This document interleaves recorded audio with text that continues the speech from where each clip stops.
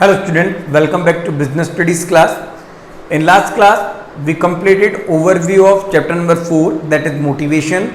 जो हमारी last class हुई थी उसमें हमने चैप्टर नंबर 4 जो बिजनेस स्टडीज का है जिसका नाम मोटिवेशन है उसका ओवरव्यू कंप्लीट किया था, जिसमें हमने समझा था कि चैप्टर नंबर 4 मोटिवेशन में क्या क्या पढ़ना होगा, कौन कौन सी टेक्निक्स हैं, मोटिवेशन के ऊपर जो थ्योरीज लिखी गई हैं उन थ्योरीज के बारे में हमें पढ़ना होगा।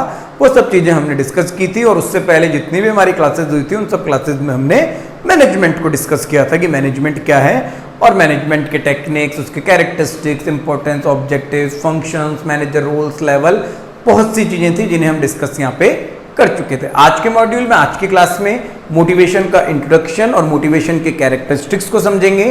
तो शुरू करते हैं हमारी क्लास को मोटिवेशन के इंट्रोडक्शन के साथ। देखिए लास्ट क्लास में जब ओवरव्यू क्लास हुई थी तो उसमें मैंने बताया था कि मोटिवेशन एक ऐसी प्रोसेस है जिसमें किसी इंडिविजुअल को एनकरेज किया जाता है, उसे मोटिवेट किया जाता है ताकि वो अपनी वर्किंग परफॉर्मेंस को और ज्यादा बेस्ट से बेस्ट कर सके और जो भी उसका डिजायर्ड ऑब्जेक्टिव है वो उसे क्या कर सके, अचीव कर सके। तो ऐसा एक्चुअल में ऑर्गेनाइजेशन में होता है। ऑर्गेनाइजेशन में ही मैनेजर है जो अपने एम्प्लॉयज को डायरेक्ट करता है, direct in the form of motivation, motivation की फॉर्म में उन्हें डायरेक्ट करता है और उनकी वर्किंग परफॉर्मेंस को बूस्टअप करता है, बढ़ाता है, इंक्रीज करता है ताकि ऑर्गेनाइजेशन का जो भी डिजायर्ड ऑब्जेक्टिव है उस डिजायर्ड ऑब्जेक्टिव को वो क्या कर पाए, अचीव कर पाए। क्लियर है। अब एक्चुअल में ऑर्गेनाइजेशन में जो मैनेजर होता है ना वो अपने एम्प्लॉयज की जो अनसेटिस्फाइड नीड्स हैं, जो उनकी जरूरतें पूरी नहीं हो रही है, उन जरूरतों को एक मोटिव बना के फिर उन्हें मोटिवेट करता है। मतलब कि किसी एम्प्लॉय की कोई परेशानी है, उसकी कोई जरूरत है जो पूरी नहीं हो रही है,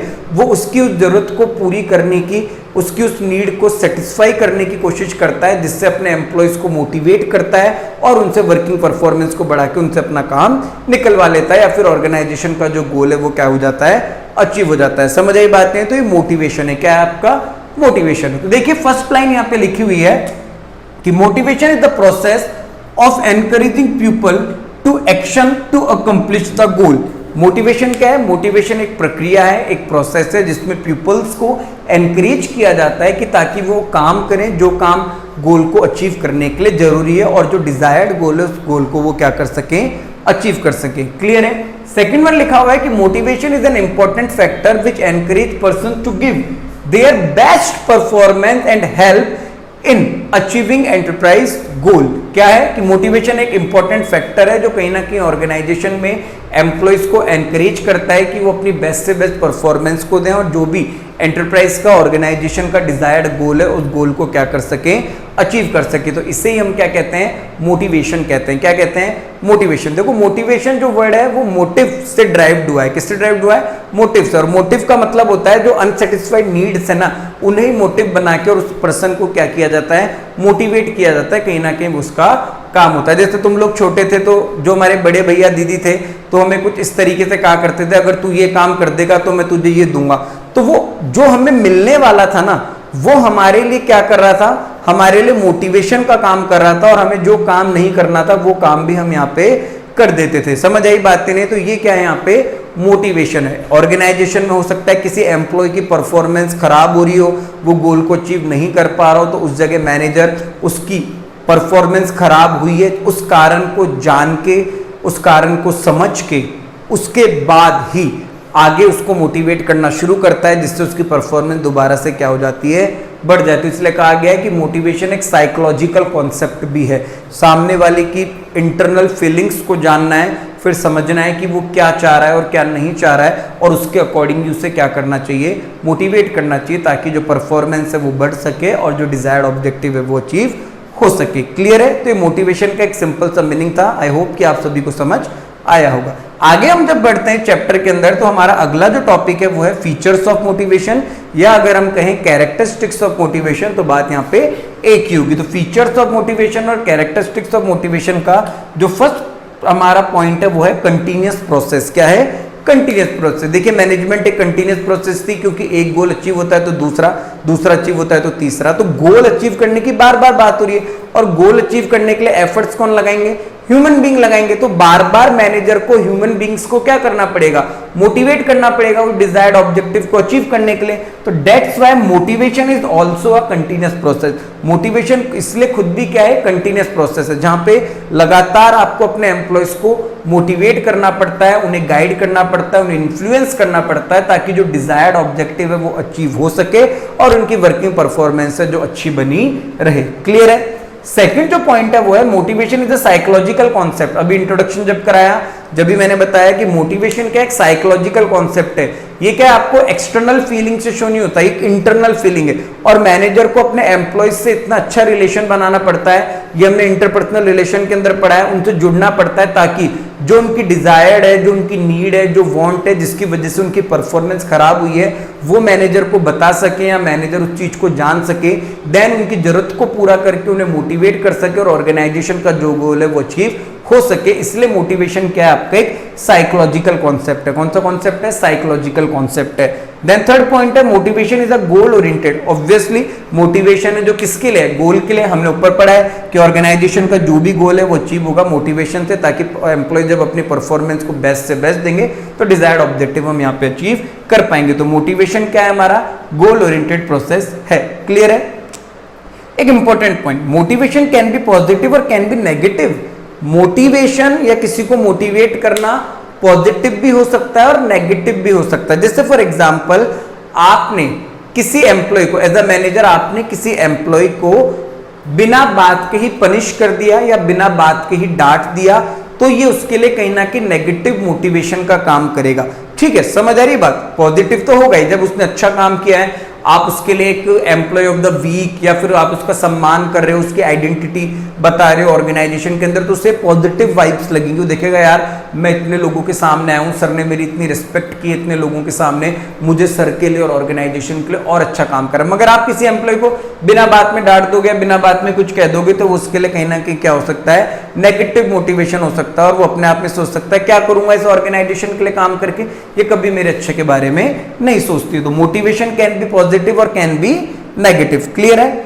motivation is a complex phenomena. Motivation क्या है, मोटिवेशन एक कॉम्प्लेक्स प्रोसेस है, कॉम्प्लेक्स फिनोमिना है।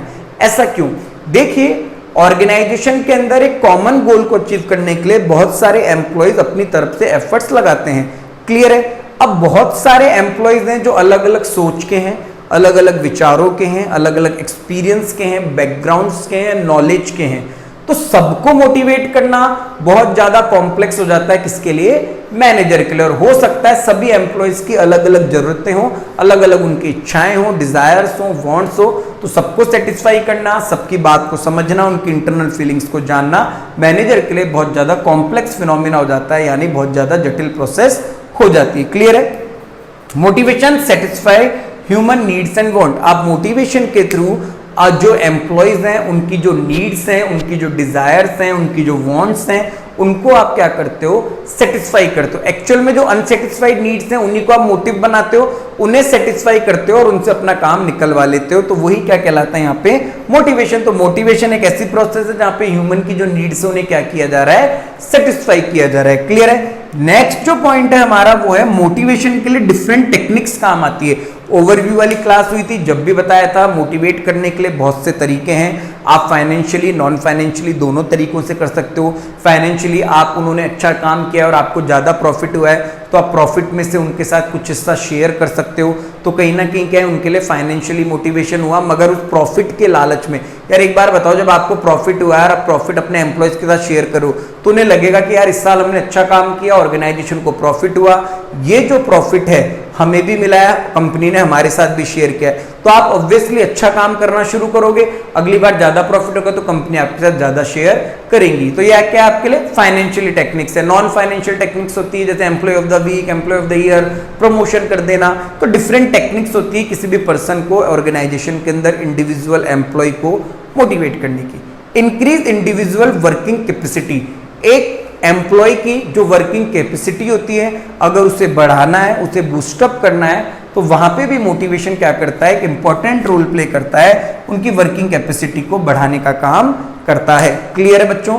तो इंट्रोडक्शन और कैरेक्टरिस्टिक्स आज हमने समझे मोटिवेशन के।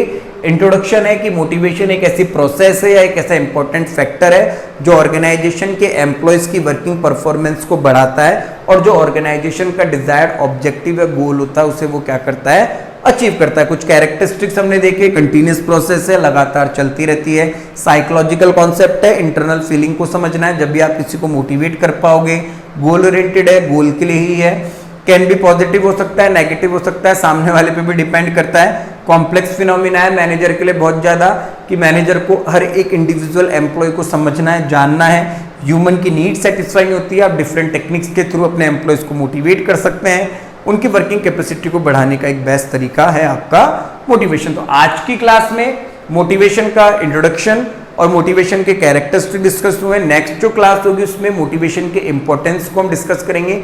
आई होप कि आप सभी को मैनेजमेंट के तीनों चैप्टर तो समझ आए होंगे और मोटिवेशन के जो 2 टॉपिक कवर हुए हैं, कैरेक्टरिस्टिक्स और उसका इंट्रोडक्शन, वो भी आप सभी को समझ आया होगा। Okay students, thank you.